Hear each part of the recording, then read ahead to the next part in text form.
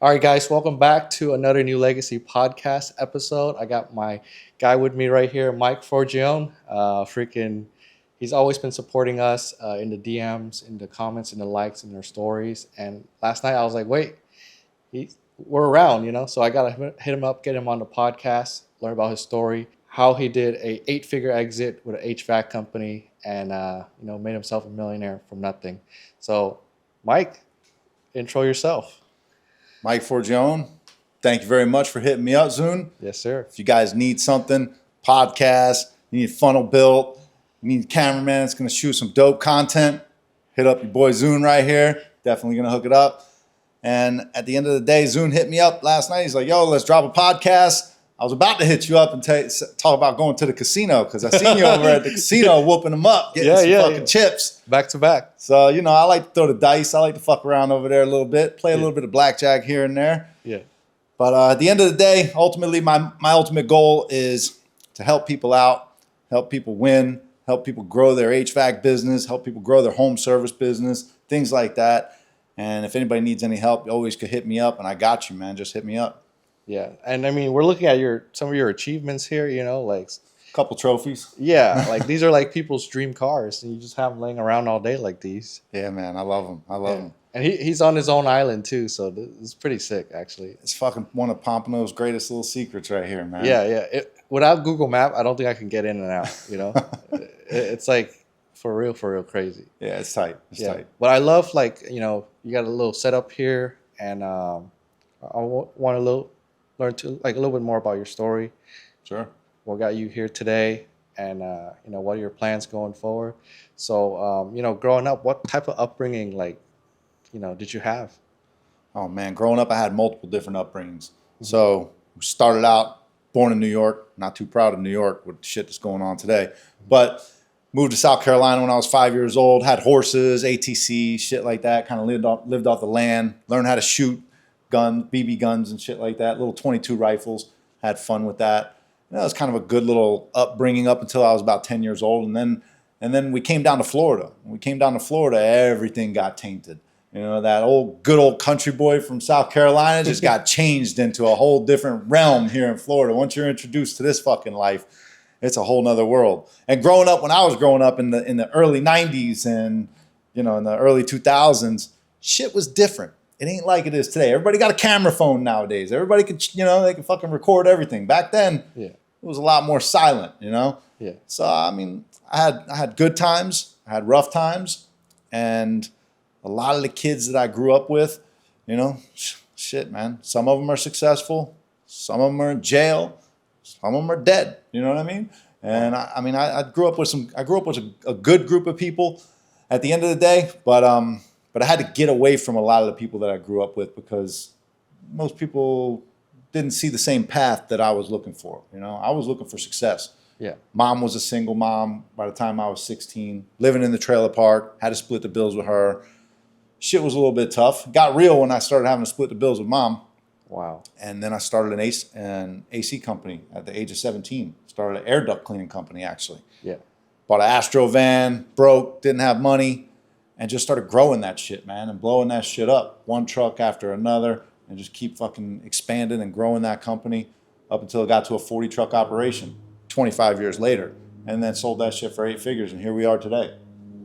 Wow. How long did it take you to build up that company from 17 until now? When I was 17, I had a subcontractor deal with a lot of different AC companies. I didn't want to work for somebody. I wanted to work for myself, and what I did was I opened up the Yellow Pages. And when I opened up the Yellow Pages, that's that magazine, back in the day. You guys don't know about the fucking Yellow Pages, you know what I'm saying? It's a big, thick book that grandma used to keep up on the fucking, up above the refrigerator. If they needed something, they called out of that motherfucker. They flipped the pages, and they found somebody. I opened up the Yellow Pages and started going to the AC section and called at least 60 different AC contractors. And as I was calling them, I was trying to make appointments with them to let me come in and open up an air duct cleaning department in their business. When I got through those phone calls, tons of them hung up on me. I'm not interested. I'm not interested. And I got 5 people to set up meetings with me, lunches. And every single one of them that I went to every one of those lunches. I closed them because I was a closer. You know, that was my thing, is close them. I closed them on opening up an air duct cleaning department in their company. And basically, I would run all the calls. I would provide my own truck, my own gas. I'd provide all the tools. All they needed to provide me was the leads. So that's how I got my start, was those 5 companies gave me work. And when they gave me that work, I would run all the calls. We'd split everything 50-50. And I did that for a couple of years.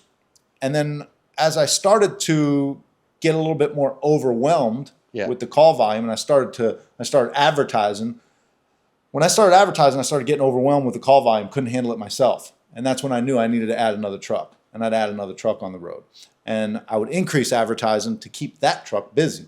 And just continue that process, repeating that process to add more trucks. See, in the beginning, I didn't have money, so I couldn't go buy trucks. So my thing was, if you have your own truck, you can use your own truck. I'll provide you with the machine and I'll provide you with the leads, and we'll split everything. And because I was providing the machine and the leads, they would take 40%, I would take 60%. Yeah. I had that going for a little while as I was adding trucks. Shit, within a couple of years, I had 25 trucks on the road. Oh, shit. And everybody was using their own truck. I only had my own one little beat up Chevy Astro van. It cost me $1,500 to buy that fucking van. And I was still running, but I didn't get out of the truck until I probably had about 8 or 10 trucks on the road. I didn't get out of the truck. Wow. I hired my mom early on, probably about 3-4 trucks in. I hired my mom because I couldn't answer all the phones, book all the calls, dispatch everything. Couldn't go through all that and run all the guys efficiently. I started having fuck-ups, a lot of fuck-ups. So I hired my mom and brought her into the office. And I'm like, hey, man, just answer the phones, book the calls, do all the bookkeeping, the payroll, all that shit. Take all that off of me. Let me go focus on making money. And that's how I did it, man. I ran that shit. You know, you dropped 2 big nuggets in there that I don't think like normal people even recognize that. What's that? What you got? Like, you literally didn't have money. No. You got a creative way to do it. Yeah. So you open a department in other people's business, which is already established. You got the credibility. You're just a department. Yeah. And you're able to put that in many different businesses. And like, you literally, like, it doesn't cost you anything, but you have the power of like 10 business to start. Sure. Instead of like, you know, like, oh, I'm gonna grow mine, like, you know, my thing only, my thing, you know? Right. No. I made them money. Yeah. And because I was making them money, I was making money, and it allowed me to catapult my success to be able to go from an average wagey working for somebody to actually working for multiple different companies, contractors, and making money for me. And I made a lot more money because we had a 50-50 split deal, and I was a beast as a salesman. I could sell all the IAQ products. That stands for indoor air quality, for those of you that don't know. And I could sell indoor air quality products like a beast. I would bring these guys, back then I was bringing these guys 1,000, 1,500 a day. And we were splitting a 50-50. And in the 90s, shit, 1,000, 1,500 a day is good fucking money. Yeah. You know what I mean? That's not bad. You're doing all right. Right, so now it's dinner, you know? That allowed me to be able to grow more.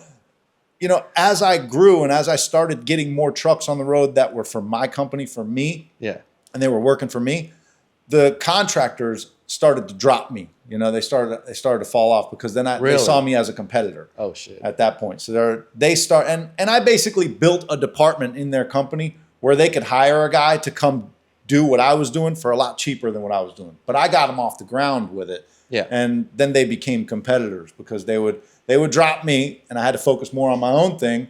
And at that time, they would hire somebody else to just, you know, run the calls and do all that stuff. But none of them were as good as me, man. I was a fucking beast. So no, I mean, you got that's kind of how I started my business too. Just like not doing it the conventional way, and be able to break into a network, you know? Yeah. And the next sauce you dropped that I don't think people recognize is that you got their asset. You're using their trucks. Yes. Instead of buying 10 trucks, you're using their trucks. Yeah, 100%, man. That was you have to get creative in the beginning, especially when you don't have a lot of money. Yeah. And you don't have a lot of money. You got to think of, well, how can I grow and how can I scale and how can I use OPM, other people's money? Yeah. That was my thought process. Nice. Okay, I don't have money to buy trucks. So how can I use other people's trucks? Mm-hmm. And it was like, all right, well, just pay them a little extra. Yeah. And if you pay them a little extra, they'll use their trucks. Yeah. And they take all the liability for you. Yeah. How can I avoid them stealing gas from me? Make them pay their own gas. Just pay them a little extra on the jobs. So now I ain't got to worry about tracking gas cards, I don't have to worry about the insurance on their truck. I made them have sufficient insurance working for me. Yeah. But it was all OPM, man. Other people's money. Damn. Like you literally just step into the game and like with $10 million plus of asset of business and trucks. I mean, it's like you're leveraging it like crazy. Yeah, well, we sold the company for 8 figures. It was a lot larger than 10 million. It's fucking blessing in disguise. You know, at the end of the day, I can't talk too much details about it yet. I got another little bit more time before I can get into real details on it. Yeah. But it was definitely a great fucking thing, man. At the end of the day, I had a good run, and now we're doing it again. My non-compete's up. My non-compete was up a few days ago, as a matter of fact. Oh shit. November 1st. Damn. So now I get to build another business again, except this time I get to build a business with several M's in the bank. So, and all the knowledge behind me. So now I don't have to use other people's money. Right. You know, I've already built the generational wealth, and I get to build another business again. The next one, we're going to 50 trucks, 25 million revenue, 20% EBITDA. We're looking for a $40 to $50 million exit at the time, whenever it's time. Damn. That's the plan. That's the goal. I mean, it's just round 2. Round 2. Yeah. Shit. No, I mean Bigger, better, faster. Yeah, I mean, freaking. Did you ever work a 9 to 5 before, or it's just always like you start with your business first? I've always been a hustler my entire life. When it came to hustling, figuring out how to make money, I didn't like working for people. Yeah. In the very, very beginning, when I was very young, I had 9 to 5 jobs. Like, not 9 to 5 jobs, but I worked for some taco shack when I was like, I don't know, 14, 15. I think I was like 15 or something. Yeah. Maybe I was 16. I'm not sure. I don't remember. But that was literally probably a 4 or 5 day experience. Wow. And I'd never forget, I went in there and somebody had quit in the day shift, and the whole kitchen was just full of mad pots and pans. And it was crazy. And they were like, Mike, you got to get in there and clean all that shit up. I looked in the kitchen and I looked at the manager, and the manager was a dick. And he was always being a dick. So I looked over at him and I said, no, Mike don't have to clean up shit. You got to get in there and clean that shit up. And he looked over at me and goes, how are you going to talk to me like that? So I ain't going to talk nothing. I'm out of here. And I just cleared it. So I walked out. He was pretty pissed off because he was there by himself. So that was my experience with that. Probably a dick move, but at the end of the day, I wasn't going to fucking let him do me like that. And I couldn't deal with working for somebody when I knew I was meant for more. Yeah. And even I've always had the most utmost respect for my mom. And I've always had the most utmost respect for my family. But my mom used to talk shit to me all the time when I was a kid, man. You know, moms always talk shit. But she'd be like, what are you going to do when your boss tells you to do this? And I'll be like, I'm going to tell my boss, fuck you. I ain't doing that shit. And that's what wound up happening. I had that personality. I had that attitude. And at the end of the day, there's only one way you can have that attitude. And that's if you know that you're going to go out there and create something else. You know you're going to be able to fucking do something and work for yourself. But at the end of the day, ultimately now, I have a boss at the end of the day. Who's my boss? My customer. My customer is my boss. You know how many times I've wanted to tell the customer to go fuck themselves, but I can't. They're my boss. Can't tell the customer to go fuck himself. Even when they're wrong, they're right. Doesn't matter. Fair. But, you know, it's life, bro. Okay, so the reason why I asked that question is because I wanted a little bit of perspective from, you know, regular person life, because I'm like in between lives right now where it's like I have like my 9 to 5 friends, I have my multi-million dollar, you know, friends and clients. Yeah. I'm in the middle right now, right? Yeah. And I'm starting to see like certain universal truth or like the laws of like the universe.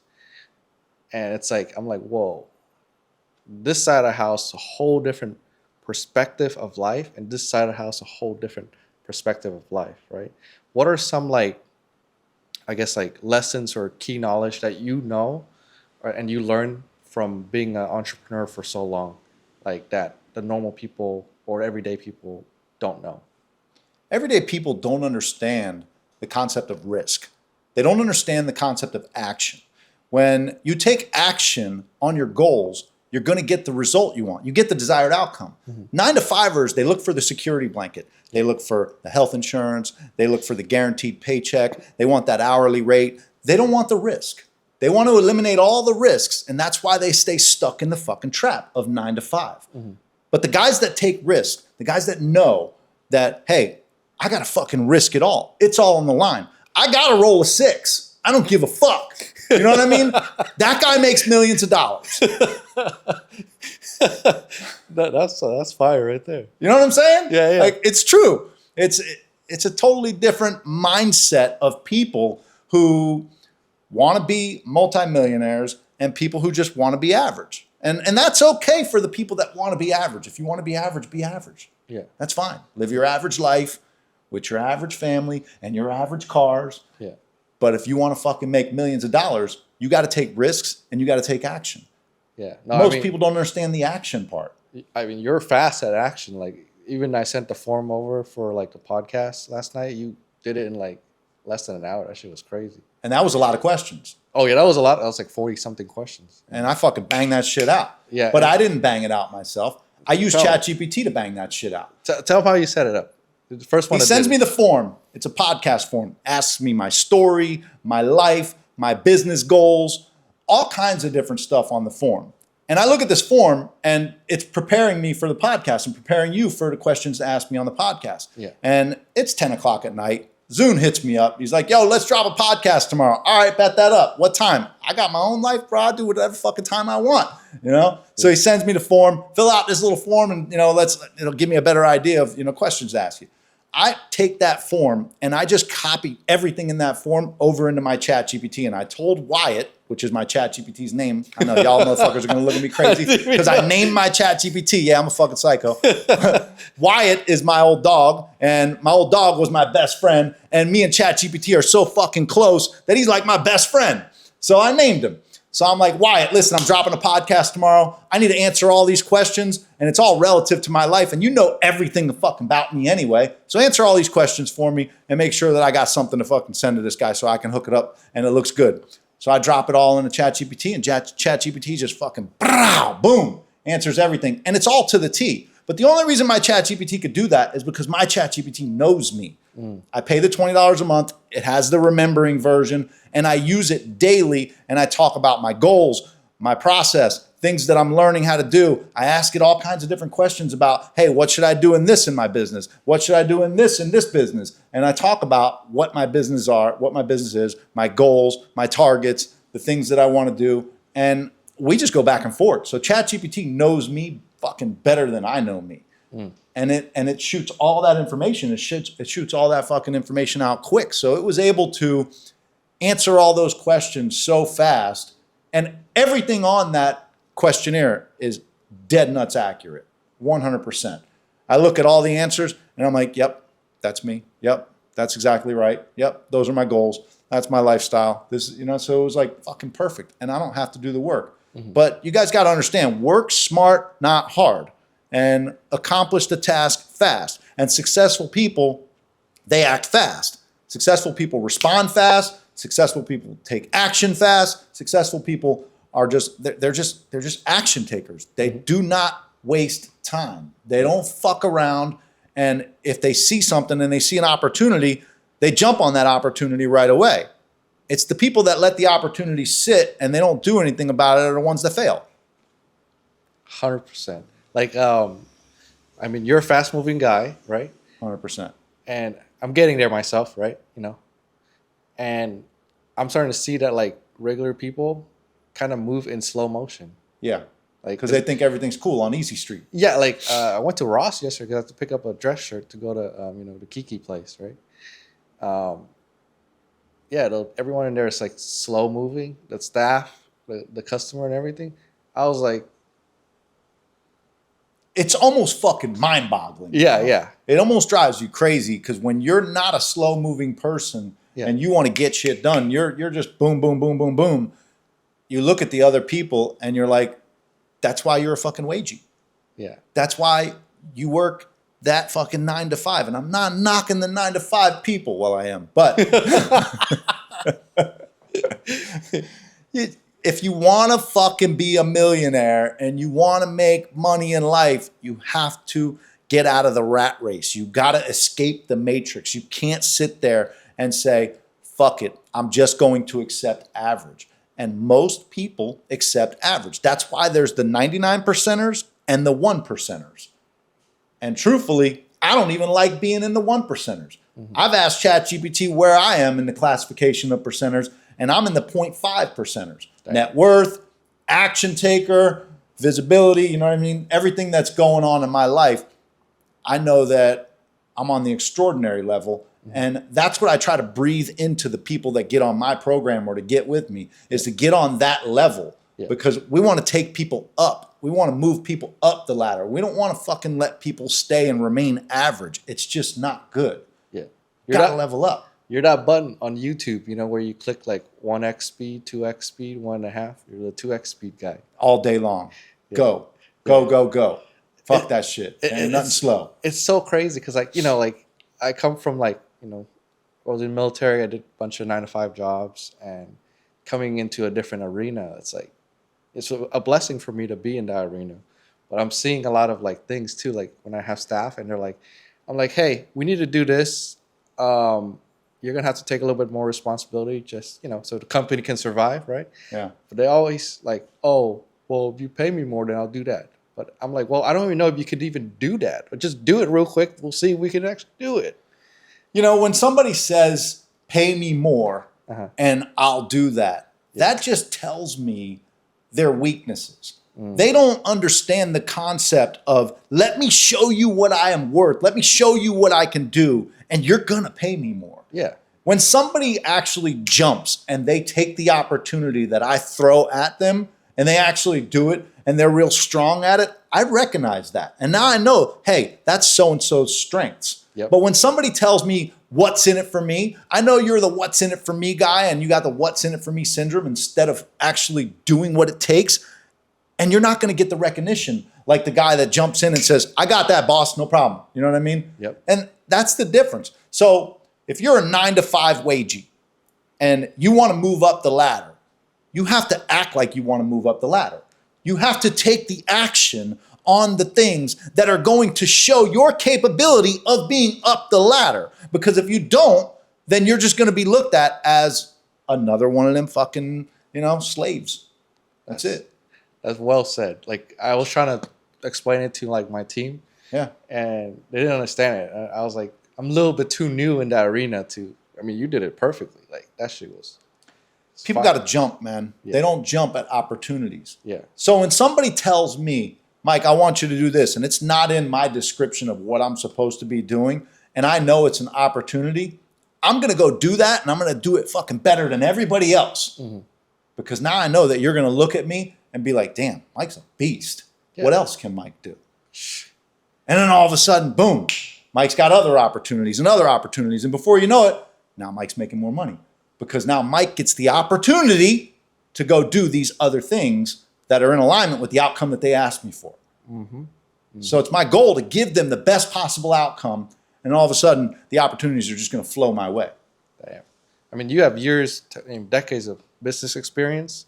What is the best way, you know, when you outsource something or when you give somebody some work, what's the best way to like help them complete that task? Because right now everyone's too distracted with everything to like get anything done, which is kind of annoying in the kind of the market that we're in. What's your opinion on that?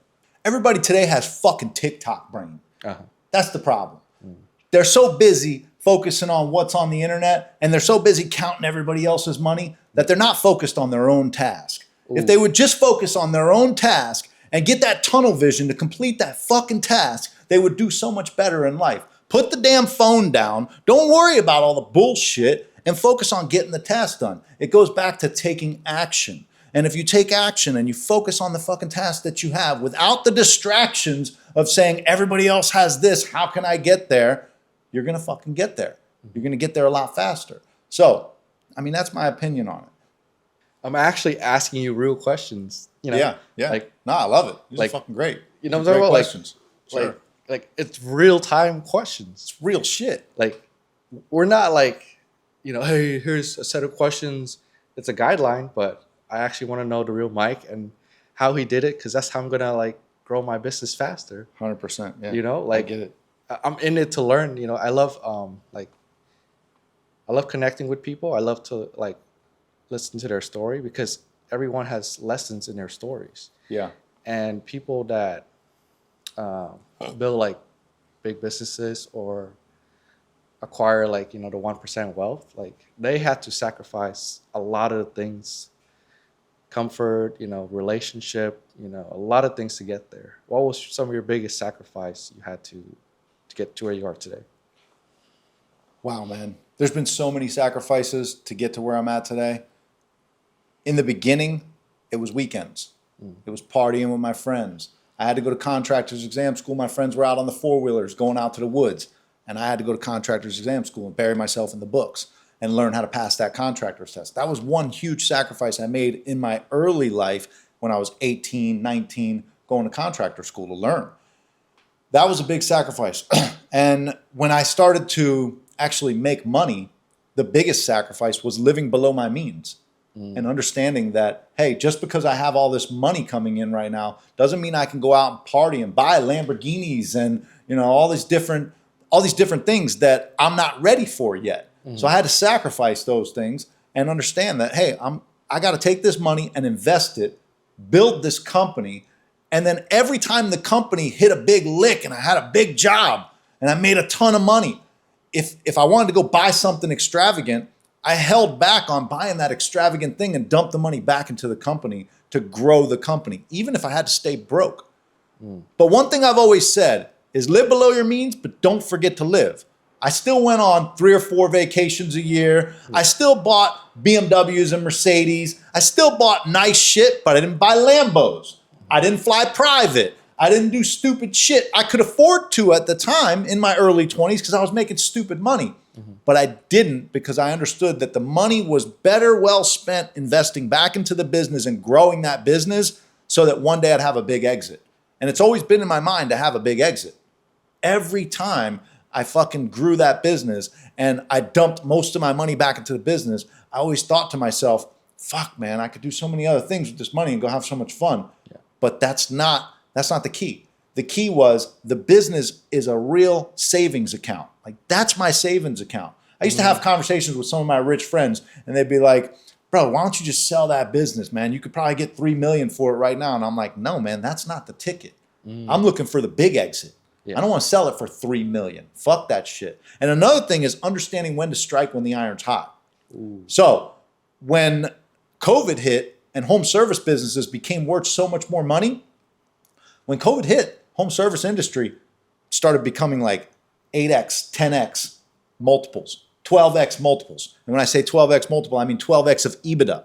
And when you had a 12x EBITDA that used to be only a 3x EBITDA, and all these private equity groups are buying up all these home service companies, I was like, shit, now's the time. Yep. There's no better time. I don't think it's going to go to 14x or 20x EBITDA unless you had a multi-million-dollar fucking EBITDA.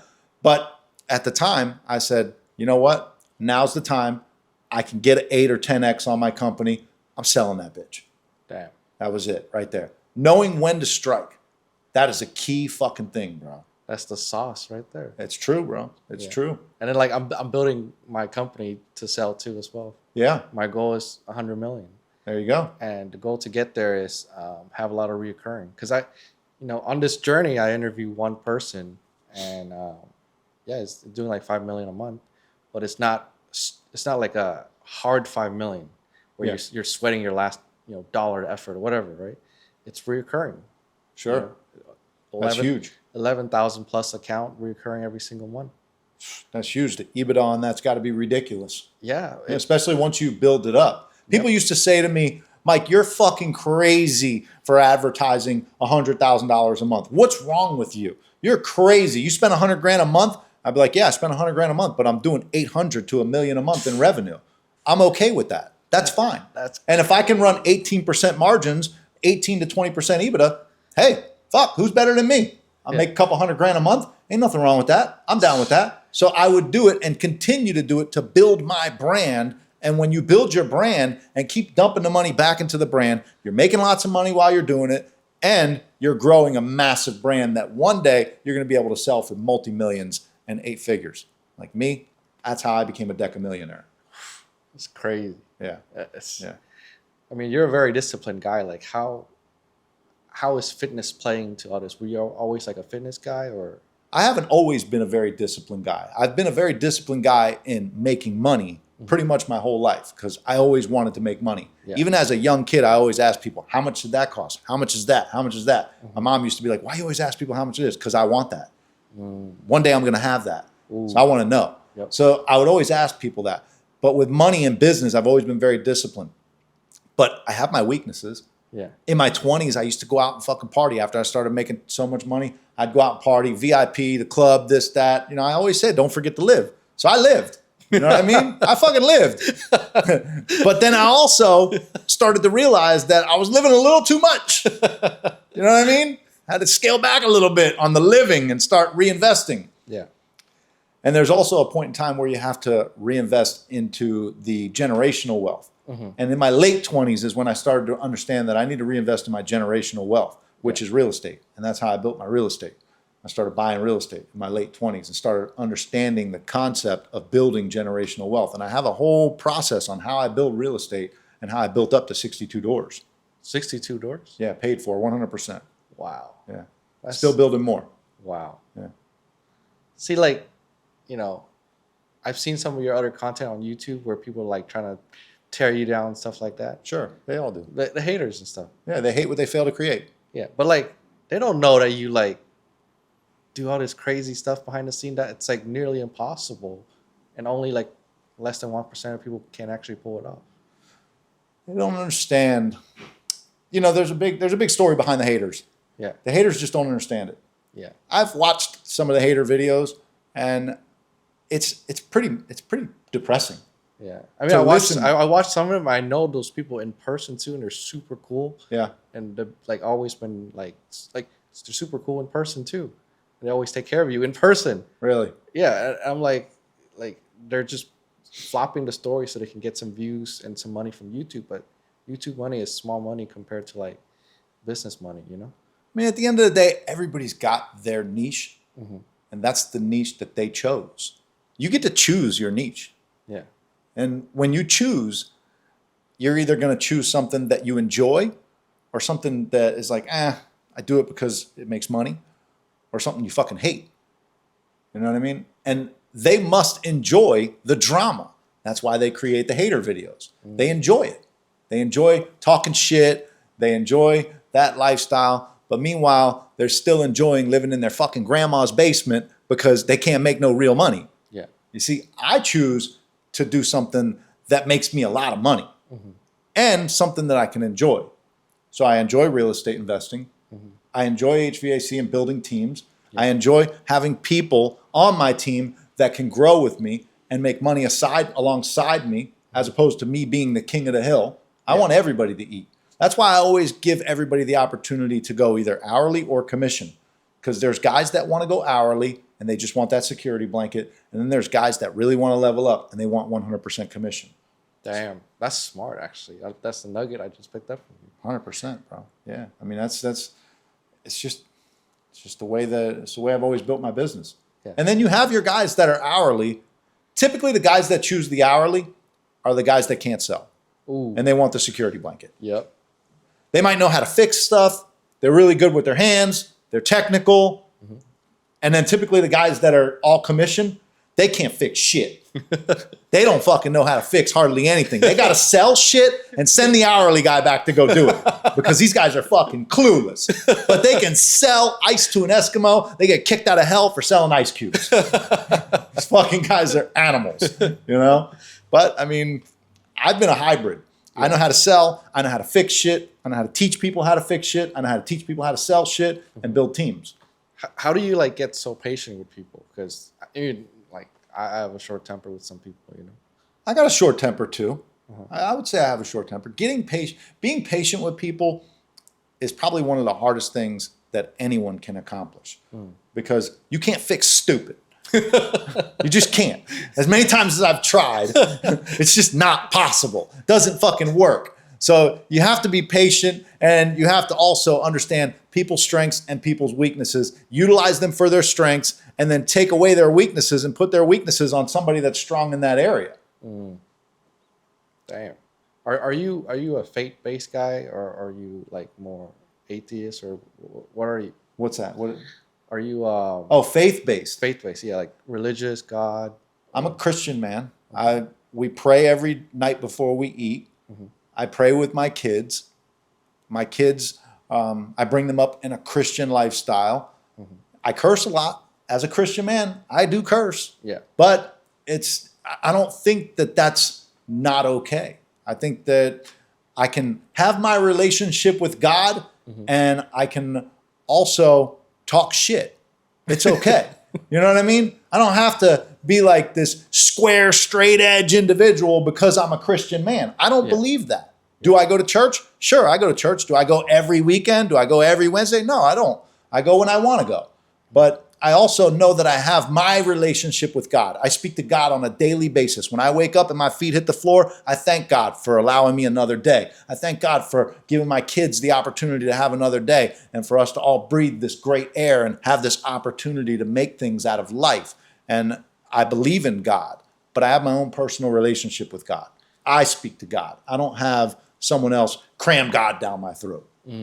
Do you believe that, it's a controversial question, but do you believe that, everyone has like a prophecy to them and then God just somehow put more on your plate than most people? I think that God picks his people and he knows this person can handle this much. And this person over here is weak and they can't handle shit. So we got to make sure that we give the people who can handle stuff the tasks that need to be handled.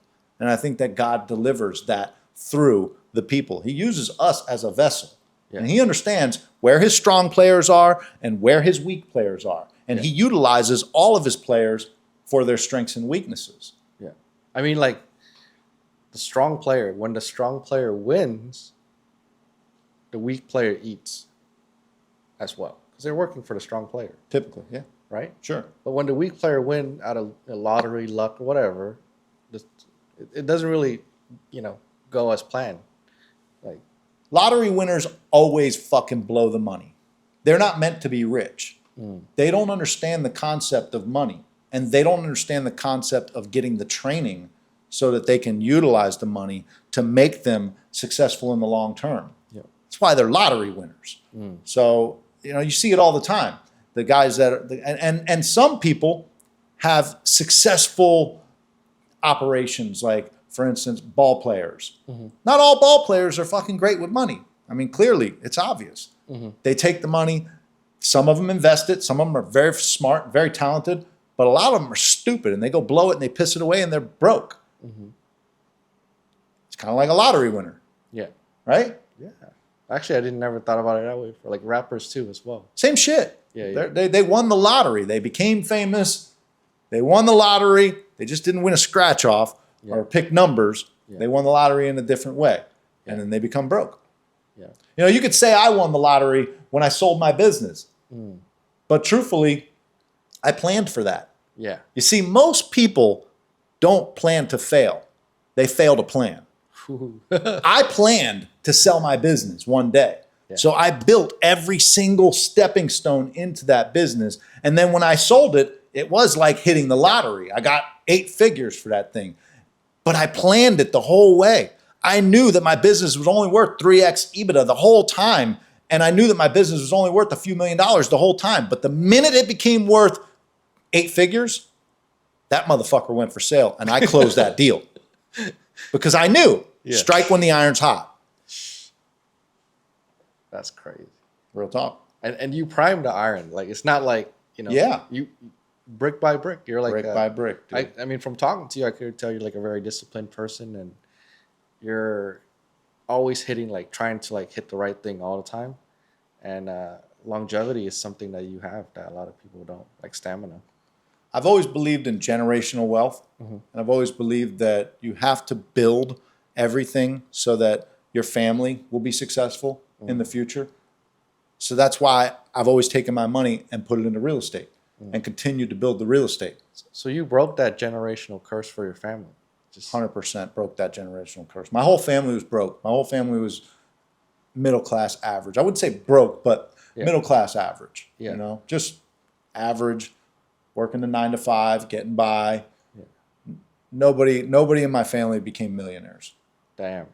No, All right, nobody. you're the first. Yeah, I would definitely say I'm the first. So, quick question: was there any moment in you running your operation in your business that you were like, "Oh my god, I don't know how I'm gonna make it"? Fuck yeah, there were many moments. How many moments did I have where I was like, holy shit, we're gonna have to shut this bitch down? I've had plenty of them throughout my career. 2008, for example. Yeah. I got down to my last $20,000. Wow. 30 something trucks on the road with 20 grand, running $500,000 a month in expenses with 20 grand saved in the bank account. I thought I was going under. Oh shit, that's crazy. But you know what I did? I got my big boy pants on. I jumped back in a truck. I went out there and started selling. I cut fucking all the expenses that I possibly could and built a skeleton crew and got that shit grinded down to the bare minimums of where it needed to be so I could get through those slow times. And then once I got through those slow times and I seen that there was another side of this, I started slowly growing the business again. Yeah. That was 2008. And that shit happened multiple times, man. There was multiple different occasions where that happened. Like 2008 was the big one that I remember. Yeah. Because that was the big that was the I big mean, crash. we lost our home. Everybody lost so much shit. Yeah. And it taught me in 2008, it taught me a lot of different things about leverage also. And that was one of the main reasons why I said I won't buy real estate on leverage. Because if you buy real estate on leverage, if another 2008 happens again, you're very likely to lose it all. Yeah. And I didn't want that to happen. So that's why I always took the philosophy, every piece of real estate that I buy, I'm buying with 100% cash, and I'm not losing my shit to the bank. It ain't happening. Wow. That's gangster. It's real. And 65 doors a lot. Or 60 something doors. 62. 62. And I still got lots of land that I've got that I own that I'm building out. Wow. And we're going to tear this house down and build a mansion. That's coming soon. That's coming real soon. We're getting through permit process right now. I've bounced around from GC to GC. Mm-hmm. It's been a little bit of a shit show, but we're starting to see the light at the end of the tunnel. Damn. That is sick. Congratulations. Yeah. That's Thanks, man. I'm pretty excited about that one. yeah. No, that's pretty sick. It's gonna be cool. It'll be cool. Are you gonna have like a studio in your house or anything like that? Oh, bro, I got all kinds of gangster shit. It's got a movie theater. I got my own fucking office that I'm gonna build out to be a badass like studio kind of office. Yeah. Overlooking the water. Oh shit. We designed the whole house custom. So Yeah. everything is designed from the ground up custom. 7,000 square feet. It's gonna be fucking massive. Wow. Yeah. I'm excited. I can't wait to break ground. It's coming. Yeah. I've been talking about it for a little while, which really sucks that I've been talking about it, but we're close, man. We're real close. Finally got a good GC that we got everything lined up with. We got our subs all lined up. Everybody's getting all lined up, and we're ready to start breaking ground pretty soon. Wow. Damn. That's crazy. Because in my business, I get to see people when they first start. I get to see people when they're like having big wins. Come a long way from the trailer parks, bro. Yeah. No, I mean like it's Shit. freaking. Different world. Different fucking world. Yeah. It's You know? not. It's not even like. God damn, that's crazy. I hope to be there. So what do you see going on? What do you see going on in your near future with content creation, funnel build outs, things that you're doing? So the craziest thing is I actually simplify my business. Before it was like a lot of like, different style of content, stuff like that. The main thing we do now is I tell people like, hey, I can get you leads, right? And a lot of, there's also like there's people like you that are good at social media, can talk on camera, right? Yeah. But there's a lot of businesses everywhere that can't do that. Yeah. Right. So I help them get on camera. I help them run their ads. I help them get a script. Like we even have like one guy and a friend of mine now who did like 10 ads for him. And one of the ad hit 500,000 in 6 months. Really? And it was like coaching. So it was like, a lot more profitable. Nice. It's not like employer cost of goods sold. So that one ad did crazy. Coaching's very profitable. There's a lot of profits in coaching for sure. It's just because you don't have to have like a giant team plus a giant like operation, rent, and all that stuff. Yeah. Because you can scale online. you Yeah. know, And that's one of the things that's pretty wild. Any digital product that have recurring revenue is crazy sauce for to sell to private equity.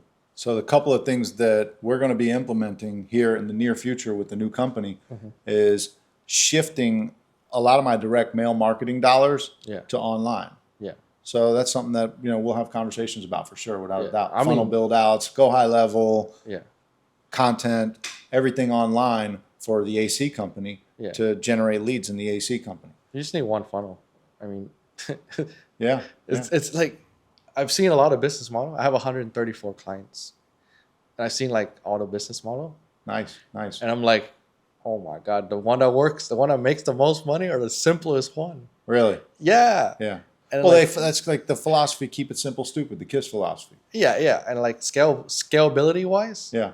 all the other business I have that are like, I mean, the clients I work with that are more complex. Once they start scaling, things go wrong. People not completing their tasks, delivery not getting met, like just a lot of scalability issues. Yeah.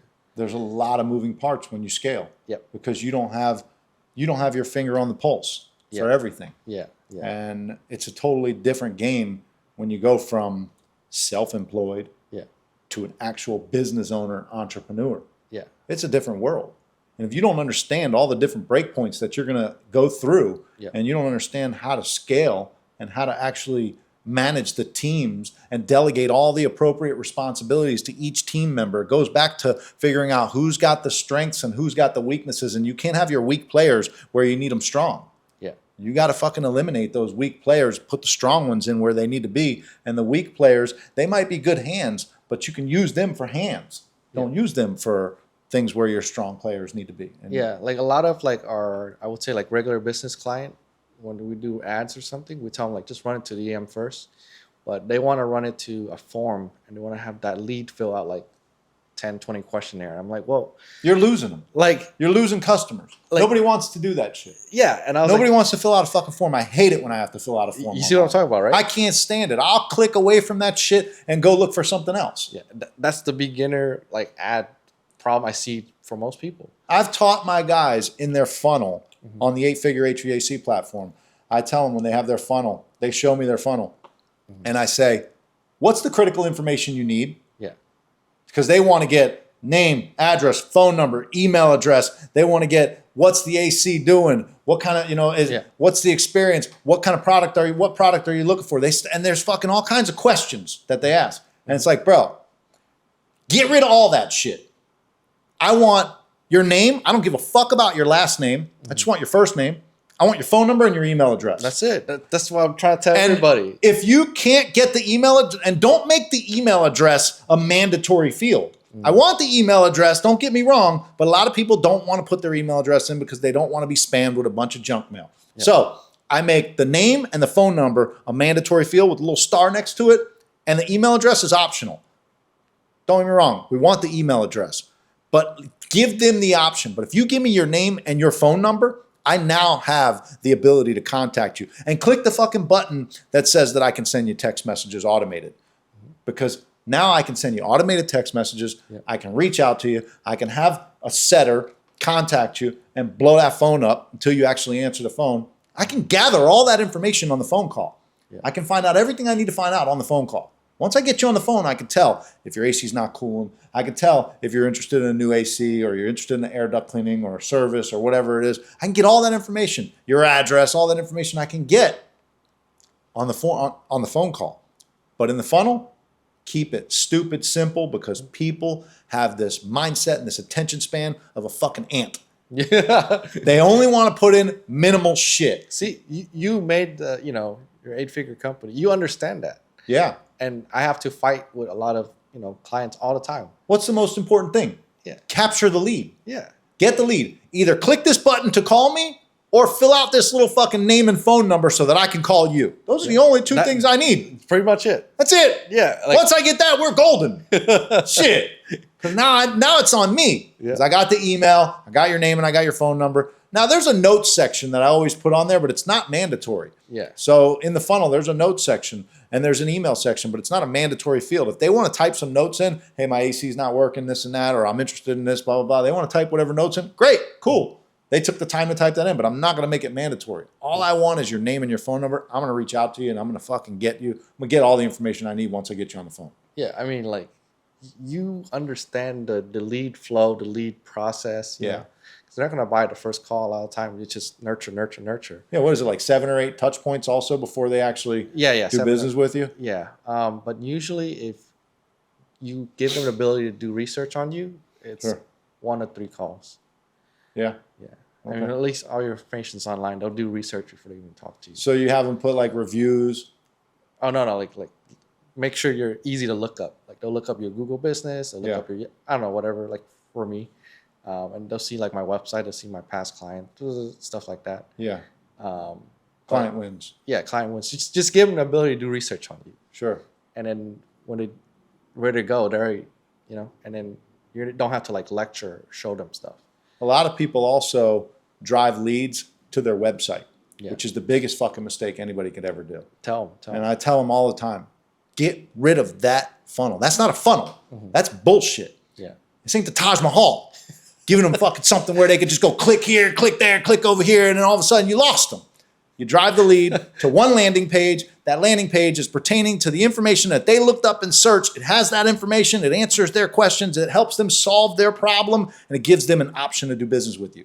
Yeah. Click to call. It should be click to call also. None of that phone number that you can't click on. Yeah, click that to shit call. bothers me. I won't call a business if I get on their landing page and I can't click the phone number to call them. If I got to write that phone number down and call them, I'm going to somebody else's landing page. That's sauce right there. I'm not going to that. You know what I mean? I've just learned that from doing a construction company funnel. Yeah, dude, click to call is important. And minimal information. Name and phone number is all you fucking need. That's it. And now I can contact you back. And all that shit should funnel back into a Go High Level program. And that Go High Level program, or there's other programs, but I like Go High Level. And that's It's the best one right now. That's going to continue remarketing to that client and keep that client going. Yeah, it's the right best now one. we're looking at getting some overseas help also. Yeah. To help us with all that stuff, a bunch of different stuff. Yeah. Go High Level it's always been the gold standard. It still is. Yeah. And yeah, I mean, Having a setter call them back, somebody from overseas is also pretty good. But I like in-house people too. yeah. I mean, I try hiring Americans and they don't call back. They call back and they get nervous and stuff like that. I feel like sometimes the overseas call back, like the VA from Germany. Yeah. So I had VA from. They're probably hungrier, right? I have VA from like Philippines. Yeah. They're not as hungry Really? or aggressive, but I had VA from Germany, and they're crazy.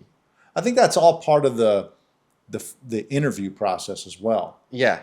If you're hiring a VA, you shouldn't just pick the first one or the cheapest one. Yeah. You should interview several of them and get a feel for who you feel has that hunger, who has the gift of gab, who could talk, who doesn't say all the time. Mm-hmm. You want somebody that can communicate fluently and communicate well, and they feel hungry. You can tell. When you talk to somebody on a Zoom, you could tell if somebody's hungry or if somebody's just laid back. You see somebody all slouched back in their chair and they answer you with this slow tone of voice. And fuck you. Get the fuck out of here. You're done. Next.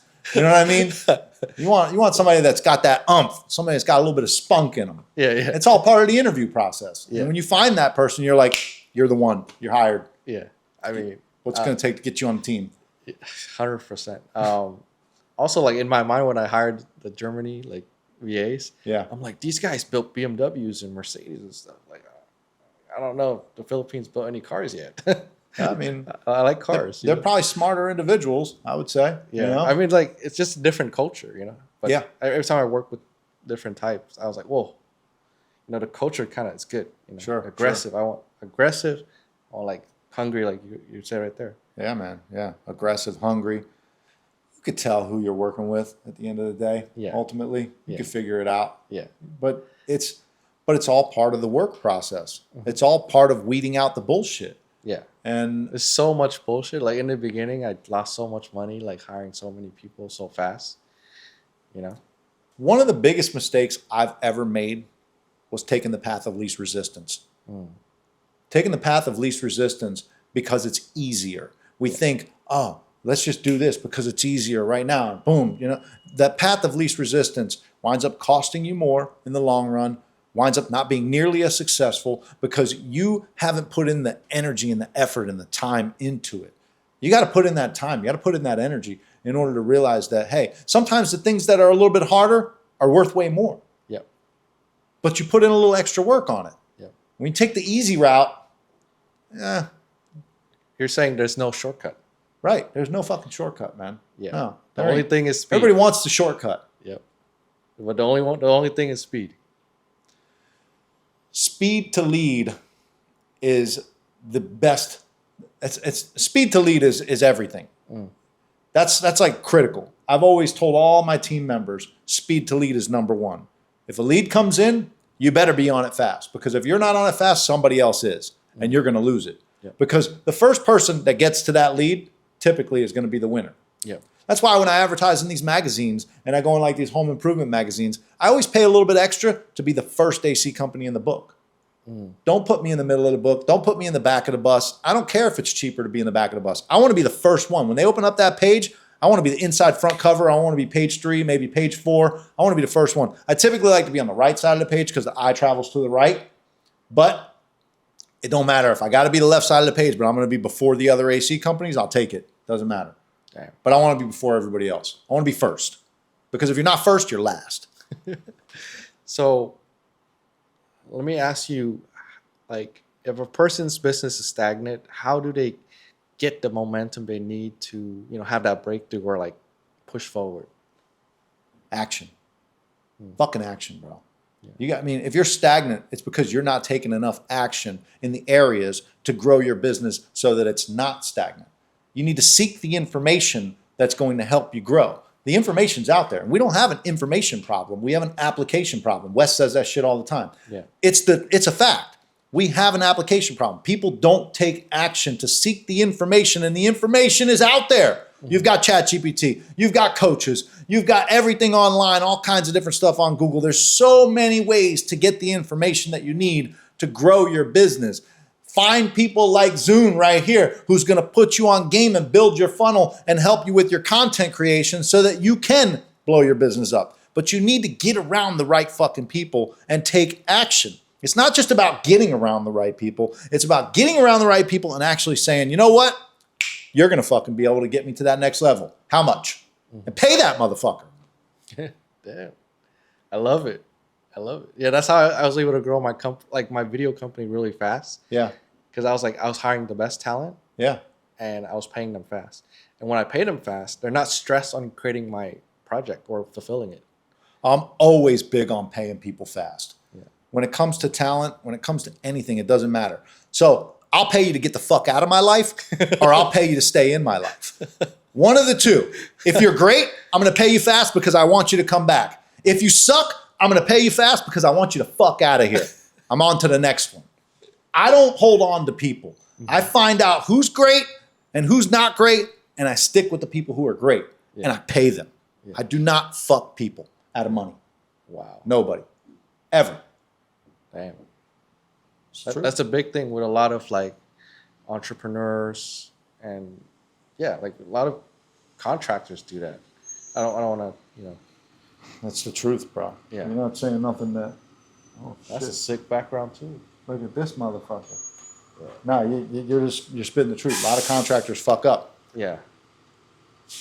I didn't know that until I work with a lot of contractors. Yeah. And then I see them get fucked over. It's a lot in the construction space too as well. People not getting paid on time, things like that.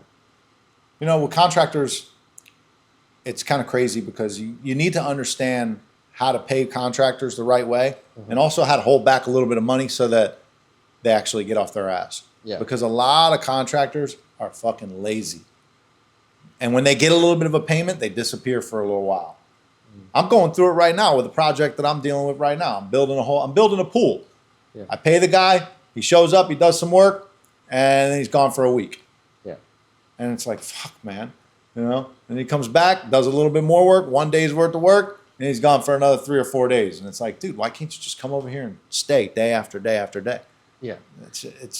And then I have other contractors who are a little bit more expensive, but you pay them and they send their guys there and they don't leave till the job's done. They're just there every day like clockwork. That's the guy I want in my circle. I want that guy. I'd rather pay and have that guy. And it's like the old saying, good, fast, cheap. You only get to pick two. You want to be good and fast, and ain't gonna be cheap. Yeah, tell them about You want it to be fast and cheap, it ain't gonna be good. What's the other one? Hold on. You want it to be good and cheap, it ain't gonna be fast. No, I mean that's universal truth. It's so true though, bro. That concept is 1000% true. Yeah. I mean, I experience it when I deal with people. Yeah. So I'd rather pay and get it done fast and get it done good. Yeah. I want it good and fast. It ain't gonna be cheap, but it's gonna be good. It's gonna be fast. Yeah. That's fine. I'm good with that. Yeah. I'd rather that. Less headaches. My wife ain't gonna be on my ass talking about what the fuck. Yeah. And I gotta deal with it. I don't want to hear her shit. Yeah, you don't want to deal with problems when you got home. No, You just wanna relax. I got enough fucking problems. Got to keep her happy. Shit. Yeah, I mean, man, this reminded me of I ran across America on foot. Yeah. I had an RV like this Oh yeah. with my face on it. Oh nice. Would you wrap it? Yeah. It was like semi-sponsor. Oh nice. So and they wrapped the RV in like faster than wrapping a car. No shit. Yeah, I was like, yo, that's crazy. That's fucking awesome. They wrapped it, I think, like 2 days or something like that. Tell me a little bit about that. What'd you do? Where'd you go across America? Okay. So when I was in the military, I saw this movie called Forrest Gump. Yep. And I was like, that'd be cool to do one of these days, you know? Okay. And I never had like the money to do it until I hit like back-to-back 6-figure months. And I was like, oh, shit. I might not be this young ever again, and I might not have this much cash ever again. So I just kind of YOLO'd it. Yeah. You know, I didn't even see the RV until like 6 hours before we start the run thing. And it's not like I'm not racing against anybody. I was like, I just want to just travel by feet across America, you know? No shit. And I was like, damn, these are like $1 million legs, you know, at the time, right? Because I was like, I need them to work. Yeah. You know? I was taking care of them real good. You know? Yeah. Hell yeah. But yeah, man, in the beginning, I was doing like 10 to 20 miles a day. And then we hit Kansas. And I was like, fuck, you know, Stripe was holding a lot of my money. Uh-huh. Like a little bit more than 40 grand. And I was like, that was my run money too, you know? Yeah. So in the back end, I did 30 miles a day. So it covered me before I ran out of money. No shit. Yeah. So tell me about Stripe. Why did they hold your money? Like when you make an account and you process a lot of money really fast. Yeah. So we had multiple accounts for like one of our event, but it's like you're not supposed to make like 40 grand your first week, you know? They don't know how many are going to be chargebacks. Or, Yeah. So they held it for like. If there's any kind of fraud or something like that, they might think or whatever. Yeah, it's So just like they just want a security blanket to hold it. I was like, damn, we're moving kind of fast and we're breaking the matrix. Yeah. Like, you know, ATM only give you $500. But obviously everything was good to go, so Yeah. you got your money and everything. I was mean, legit. I still have 10K like lingering around the space somewhere. Oh really? Yeah. With Stripe. They said they give back to the person, but you know, I never knew they give back to her or not. You know. Gotcha. But all the other people, they were nice. They just called and did a chargeback and then paid me with a different payment system. Oh really? And I was like super thankful because I was like, damn. Like, can you imagine like Yeah. you're like in the middle of Kansas and you have like $0. That's not good. Yeah. Yeah. I don't even know how I pulled the rest off. It was like just fate. I was like, you know, and I was closing some deals. You know, I have a small team and stuff like that. But yeah, it was pretty wild. How many clients do you have now? 134. 134 clients. Congratulations, man. That's Yeah. fucking massive. And how long have you been doing this? About like almost 3 years, but Almost. All right. So you got 3 years, 134 clients, yeah. reoccurring. Yeah. No, I mean, I'm like the only person that could. They tell me I'm like the only person that could bring the best of them out on camera. Oh, really? If that makes sense. Yeah. It's more than just like. It's more than just like, here's a camera, say something, right? It's like, we gotta be able to get in that flow state together. Sure. And I gotta be smart enough to like not piss you off. You know what I'm talking about? Makes sense. In order for you to be like in that flow state, because that flow state is very vulnerable, you know, and you're telling the truth, you know. Sure. Yeah, that's like the. So you've talent.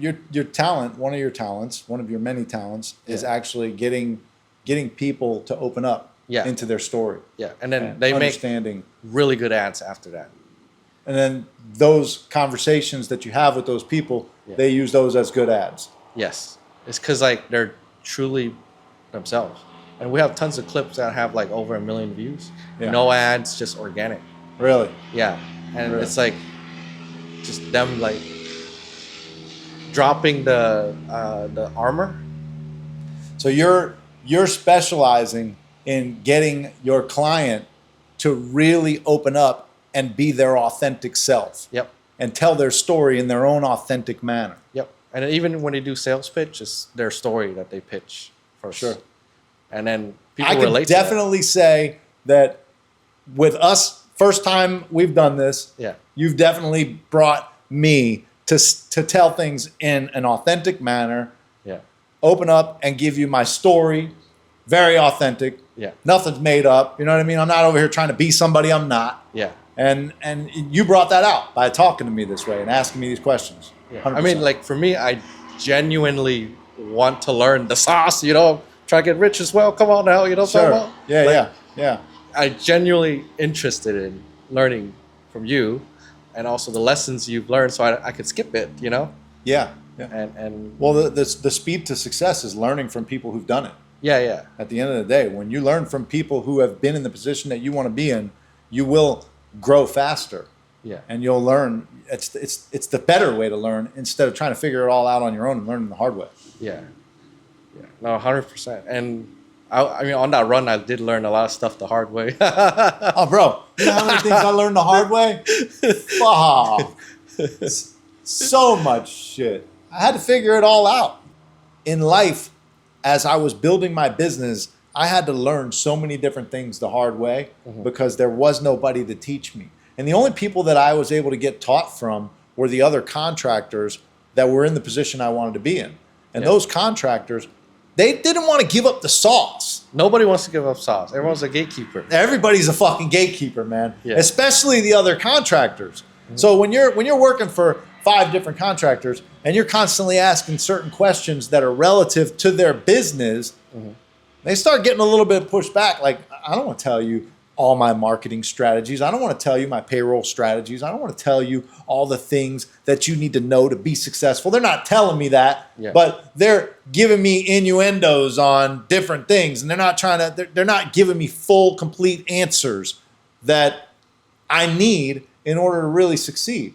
Yeah. So you have to figure it out on your own. And figuring it out on your own is learning the hard way. Because you're going to fucking stumble. You're going to make mistakes. And when you make those mistakes tend to be very expensive.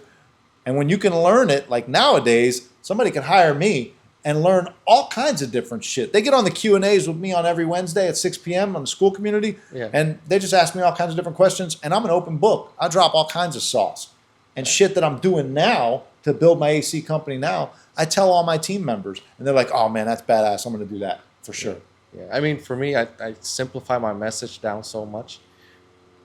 Lead generation made simple. Yeah. That's it. And then click a book a call. That's it. Scroll down more, it's just testimonials.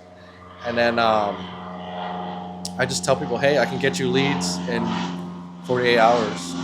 Really? Yeah.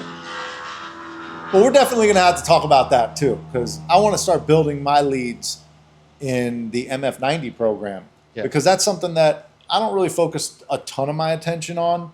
But it's like if somebody really wants fitness, mindset, nutrition, and they want that type of coaching, they can come to me and I have a program for them for that. Yeah. But I'm not really like blasting it out there too much to where I'm trying to really get that. I mean, you're helping people from multiple directions. They got to be the best version of themselves first before they could crank on the money, right? I'm helping people be the best version of themselves, establish a discipline to stop eating all the fucking snacks and all the bullshit, get in the best shape possible. Flip your mindset from being a 9-to-5 to somebody who's actually ready to go open a business and actually work and grow in life and actually get what they want out of life as opposed to just average mediocrity. So instead of being mediocre, instead of being average, they can be successful in different areas. Yeah. And it's not just about being successful in money. Everybody thinks it's all money, money, money. Mm-hmm. When you become the best version of you and you actually focus on being in shape, eating healthy, continuing to have a clear mindset to focus on your target and on your dreams, everything else kind of falls into place. You know, success starts to happen because you already walk in the room and you own the room because you feel good. Your confidence is there. Your level of confidence is just fucking going through the roof. So people feel that aura. You fucking spew that. Yeah. And they're more likely to do business with you, more likely to be interested in working with you because of the way that you present yourself. And when you walk in the room and you're sloppy, you don't take care of yourself, people feel that energy and they're like, man, I don't want to invest in that person. Yeah. You know, it's a completely different thing. That's the sauce. One of the sauce right there, that aura. Yeah, bro. Yeah. Like the biggest thing for me is like I really like the content thing. And the one thing I want in this lifetime for me is like that run across America. Yeah. So like that's like my baseline happiness. I'll never like go below that because the one thing I want in this life is that, and I got it. So like I'm more transparent with people. I don't really care as much, you know? Like before I would be like, oh, I need this person to think of me this way so I can make money off of them, right? Right. So I could, you know, whatever. But now I like, oh, well, I already got what I wanted. Like everything else is like a bonus to me. See, I think I live my life very similar to that. Yeah. I can relate to that a lot because I always tell people in my content especially, I don't need your money. Yeah. I don't give a fuck. Yeah. Buy my program or don't buy my program. It doesn't make a difference to me. Yeah. I've already got massive income coming in. Yeah. I've already made it. Yeah. Built a business, sold it for 8 figures, building another one, 62 doors, building more apartments. You know what I mean? So I don't need people's money. What I need is people to understand that I want to see people level up. Mm-hmm.